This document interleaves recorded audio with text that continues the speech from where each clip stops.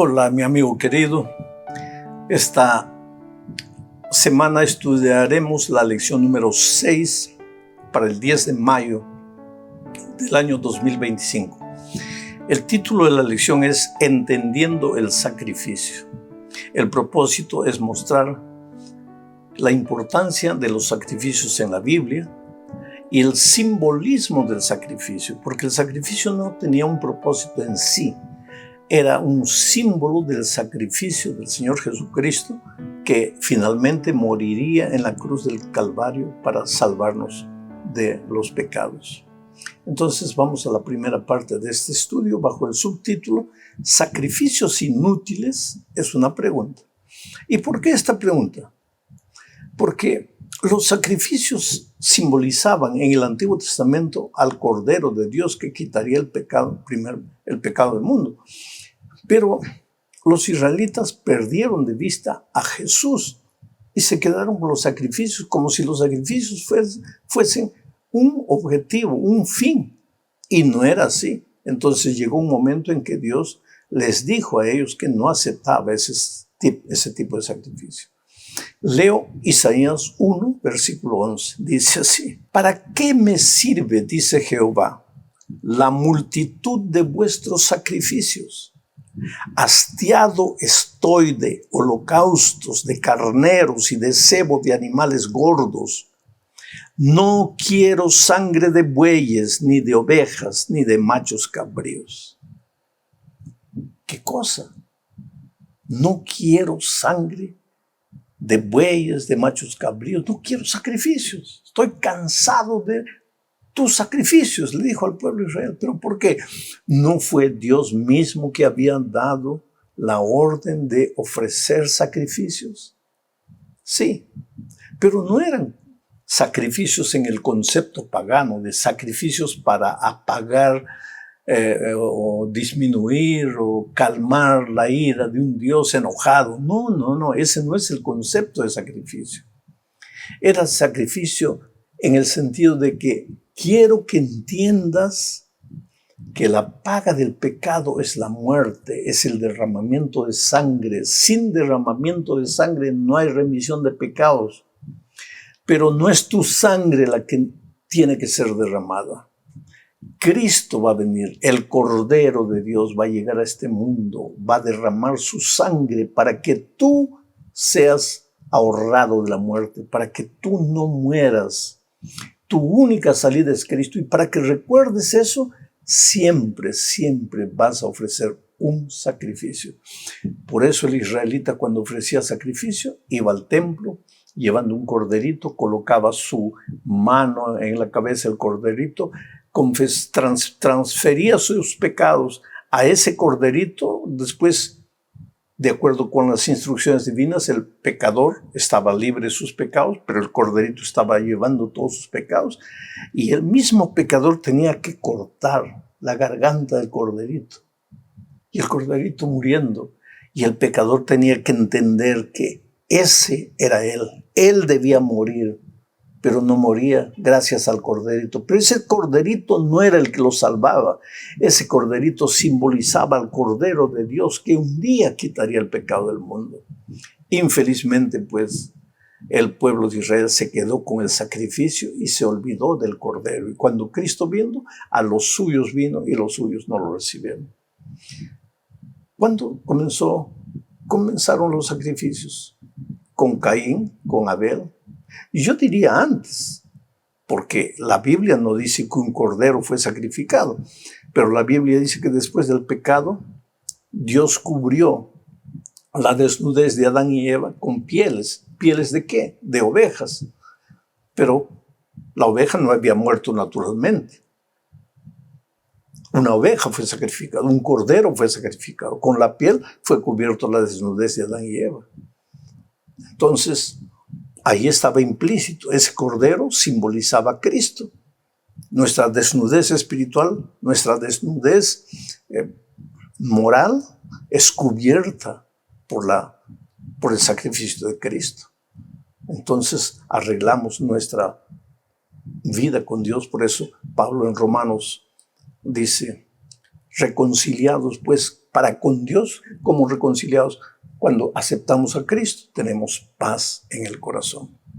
Bueno, vamos a la segunda parte de este estudio bajo el título de Sangre de toros y de machos cabríos. Algunos han criticado la idea del sacrificio como algo cruel, sanguinario. Sin embargo, ese es justamente el punto. La muerte de Cristo fue cruel, injusta, sanguinaria. Y eso nos muestra lo feo del pecado, lo horrible del pecado.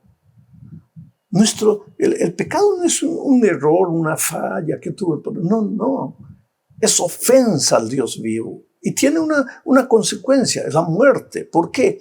Porque pecado es alejarte de Dios. Y si Dios es la vida y te alejas de Dios, pues entras al territorio de la muerte.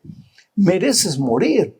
Y la única manera de pagar el precio de tu rebeldía contra Dios es derramamiento de sangre. Pero Cristo vino, murió en la cruz, derramó su sangre para cubrir la multitud de nuestros pecados. Leo Hebreos capítulo 10, versículo 3, versículo 4 y versículo 10. Dice así: pero en estos sacrificios, está hablando de los sacrificios de Israel, cada año se hace memoria de los pecados, porque la sangre de los toros y de los machos cabríos no pueden quitar los pecados. Eran sacrificados, pero no podían quitar los pecados. ¿Por qué? Porque solo eran un símbolo del Cordero de Dios que vendría después. Sigo leyendo. En esa voluntad somos santificados mediante la ofrenda del cuerpo de Jesucristo, hecha una vez y para siempre. ¿Entiendes? No eran los sacrificios en sí los salvadores. Eran apenas un símbolo del sacrificio de Cristo en la cruz del Calvario. ¿Cuál fue el problema de Israel? Confundieron las cosas. Se concentraron en las cosas que veían y dejaron de ver el sentido profético de esos sacrificios, que era la muerte de Cristo. ¿Cuál puede ser el problema hoy? Que nosotros veamos las cosas, el templo, el banco de la iglesia, el piano, el púlpito, la cortina, y nos olvidemos de ver al Señor Jesucristo, que un día murió en la cruz del Calvario por nosotros. Cuando estamos más preocupados con objetos, con cosas, y no nos preocupamos por los seres humanos para llevarlos a Jesús, hay un peligro terrible para nosotros, queridos. Porque cuando Cristo venga a esta tierra, no va a llevar un banco de la iglesia para el cielo, ni un púlpito, ni un piano, ni una cortina, ni un ladrillo. Solo va a llevar seres humanos que aceptaron a Jesucristo, que se arrepintieron de sus pecados, que aceptaron ser cubiertos por la sangre de Cristo, por la gracia maravillosa del Señor. Vamos al punto 3 de este estudio, bajo el título de El Cordero de la Pascua. El cordero que era ofrecido por Israel en la Pascua tenía que ser perfecto. ¿Por qué? Porque era un símbolo del Cordero de Dios perfecto, del Señor Jesucristo. Mira lo que dice Éxodo capítulo 12, versículo 5. El animal será sin defecto, macho de 1 año. Lo tomaréis de las ovejas y de las cabras. Y ahora, ¿qué dice Pedro aplicando este texto para nuestros días? En primera de Pedro, capítulo 1, versículos 18 y 19 dice: sepan que han sido rescatados de la vana conducta que recibieron de sus padres. Pero han sido rescatados no con cosas corruptibles como oro o plata, sino con la sangre preciosa de Cristo, como de un cordero sin mancha ni defecto. Oh, querido, el libro de Apocalipsis se refiere casi 30 veces a Cristo como el Cordero de Dios. Evidentemente, Cristo es el Cordero de Dios. En el Antiguo Testamento, los corderitos eran corderitos literales y morían para mostrar al ser humano que la única solución para el perdón de sus pecados era la muerte del Cordero. Pero ese corderito simbolizaba al Cordero de Dios. Por eso Pedro dice: ustedes no fueron rescatados sus pecados con oro, con plata. Ustedes fueron rescatados de sus pecados con la preciosa sangre del Señor Jesucristo. Y por eso, porque el corderito del Antiguo Testamento era un símbolo del Cordero de Dios, tenía que ser perfecto, sin mancha. Porque en la vida de Jesucristo no hubo un pecado. ¿Por qué? Porque si hubiera habido un pecado en la vida de Jesucristo, Él no podría habernos salvado, porque Él tendría que morir por su propio pecado. Pero el diablo lo atacó con todo, lo tentó. Él mismo dijo, ¿quién me redarguye de pecado? Cristo fue tentado en todo, pero no pecó. Y entonces ahora nos entrega su vida inmaculada. Toma sobre sí nuestros pecados, nuestras maldades y muere en la cruz en silencio como un cordero, nos reclama. Mientras nosotros los seres humanos reivindicamos justicia, que Él como un corderito calladito subió al monte, fue clavado, murió, porque te amaba. Porque querido, tú y yo, a pesar de lo que podamos ser, somos lo más precioso que Dios tiene en esta vida. O como Dios te ama, como Dios conoce tu lugar, tu corazón, tu historia, tu vida. No tengas miedo, no te desesperes, no creas que porque caíste una vez ya estás perdido. El Señor Jesús está con los brazos abiertos, siempre esperando tu regreso. El Cordero de Dios ya murió en la cruz del Calvario por ti. Vamos a la cuarta parte. Porque la salvación no termina con la muerte de Cristo. Ahí está garantizada nuestra salvación. Fue pagado el precio de nuestros pecados, pero la experiencia de la salvación no termina ahí. Jesús en el templo. Cuando Jesús entró al templo, lo limpió. Y si Jesús entra a tu vida, al templo del Espíritu Santo, que es tu cuerpo, tiene que limpiarlo. Jesús santifica una vida. Porque no hay perdón sin santificación. Si tú aceptas el perdón divino, estás aceptando su transformación, su santificación. No puedes decir que has sido perdonado por Dios para continuar revolcándote en la miseria del pecado. Si has sido perdonado por Dios, tiene que ser transformado. Leo Salmo 5:4, dice así. Tú no eres un Dios que se complace en la maldad. El malo no habitará junto a ti. No hay lugar. ¿Por qué digo esto? Porque hoy día, aún dentro de la iglesia, hay mucha gente que piensa que Dios es misericordia, Dios amor, y por lo tanto ningún ser humano se va a perder porque Dios va a salvar a todos. Cuidado, querido. Mucho cuidado. Las cosas no son así. Porque al lado de Dios no puede haber el pecado.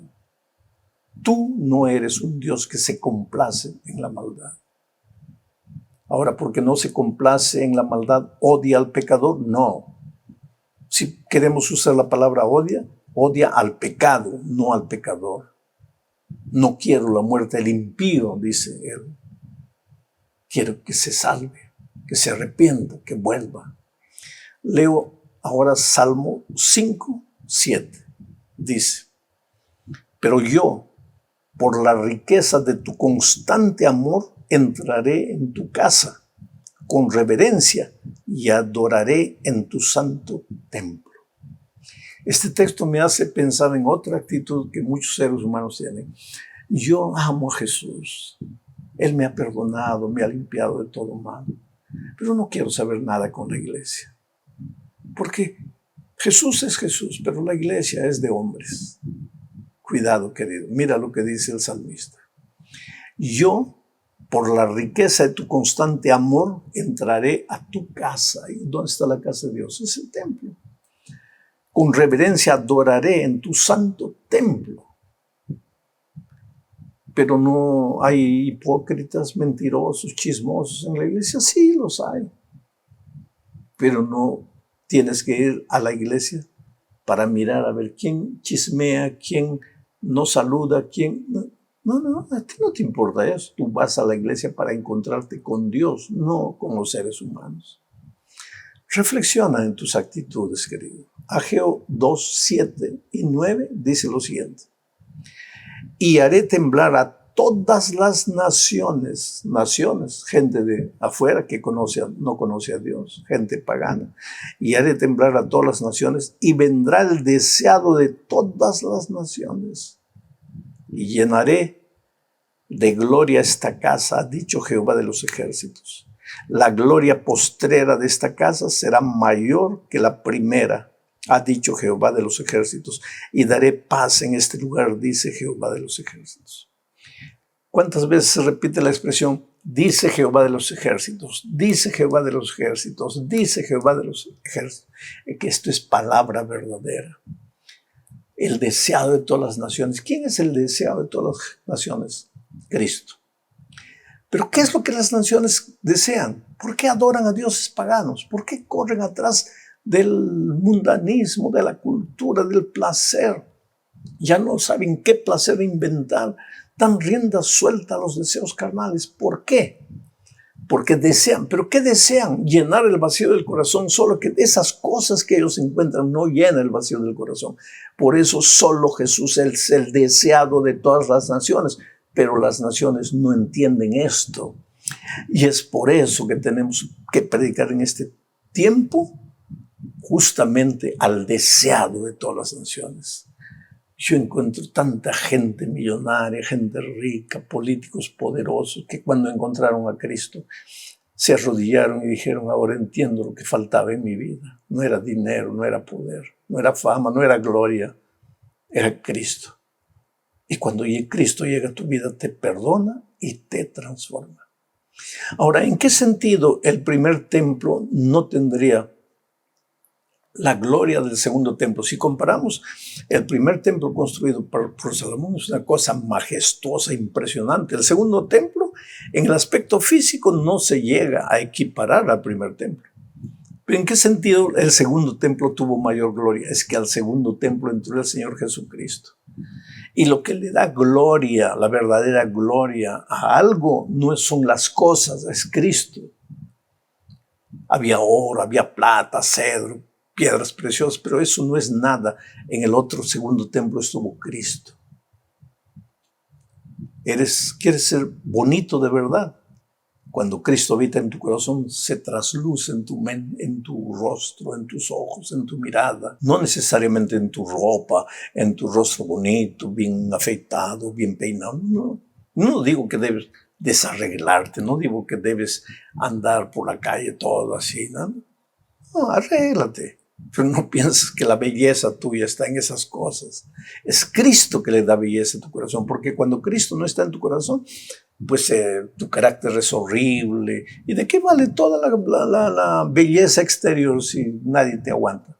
Pero cuando Cristo está en tu corazón, ahí las cosas cambian completamente. Entonces vamos ahora a entrar a la última parte de este estudio bajo el título de Tú creaste todas las cosas. Y aquí veremos que solo Dios es santo, pero eso tú lo vas a reconocer solo si te acercas a Él. Porque lejos de Él, entonces Dios es como cualquiera. Pero cuando tú te acercas a Él, entiendes que tú eres un pobre, miserable pecador, eres criatura y que Dios es santo. Mira lo que dice Isaías 6, 1 al 4. En el año que murió el rey Usías, dice Isaías, yo vi al Señor sentado sobre un trono alto y sublime, y sus faldas llenaban el templo. Por encima de él había serafines. Cada uno tenía 6 alas, con 2 cubrían sus rostros, con 2 cubrían sus pies y con 2 volaban. Y el uno al otro daba voces diciendo, Santo, Santo, Santo Jehová de los ejércitos. Toda la tierra está llena de su gloria. Y los quiciales de las puertas se estremecieron con la voz del que clamaba y la casa se llenó de humo. Qué privilegio. Isaías tuvo el privilegio de ver la gloria de Dios, rodeado de querubines, Dios en su trono. El templo todo se llenó de la gloria de Dios. ¿Por qué? Porque en medio del pueblo en el que Isaías vivía, que no tenía en cuenta en su vida a Dios para nada, que vivían como querían. Inclusive los líderes de su tiempo tenían la palabra de Dios en la mano, pero no vivían de acuerdo a eso. Isaías tuvo un encuentro personal con Cristo. Y cuando tú te acercas a Dios, ves la dimensión verdadera de Dios. Cuando tú estás lejos de Dios, Dios no significa mucha cosa para ti. Y yo hago un ejemplo. Mira, en Río de Janeiro existe el famoso Corcovado, que es una estatua de Jesucristo gigantesca, gigantesca. Pero cuando tú estás distante, cuando tú estás en la ciudad de Río, miras al Corcovado y ves el Cristo Redentor, se llama esa estatua. Lo ves pequeñito, una cosita así, y tú gigante, grande, 1,50 m, 1,80 m, 2 metros. Y el Cristo Redentor en la punta, una cosita. Pero si tú te acercas, comienzas a subir, a medida que vas subiendo, a medida que te vas acercando, tu tamaño para ti mismo comienza a disminuir y la figura de Cristo comienza a aumentar. Y cuando tú llegas a los pies del Cristo Redentor, tú eres nada delante de aquella gigantesca estatua. Estatua aparte. Vamos a la realidad. Cuando tú estás lejos de Cristo, tú eres el grande, el importante. Cristo es nada. Pero a medida que te acercas de Cristo, tú desapareces, ves tu insignificancia y ves la presencia de Cristo, omnipotente, soberano. Oh, querido, cuán lejos o cuán cerca estás de Cristo. Cada día abre la palabra de Dios, ora, busca una persona, habla del amor de Cristo por ella. De esa manera tú creces en tu experiencia con Jesús cada día. Y a medida que creces en tu experiencia, el carácter de Jesús se refleja en tu vida. Y tus relaciones en el trabajo, en el vecindario, en la casa se arreglan. Y todos comienzan a amarte. ¿Por qué? Porque Cristo está reflejado en tu vida. Un abrazo, que Dios te bendiga ricamente. Felicidades.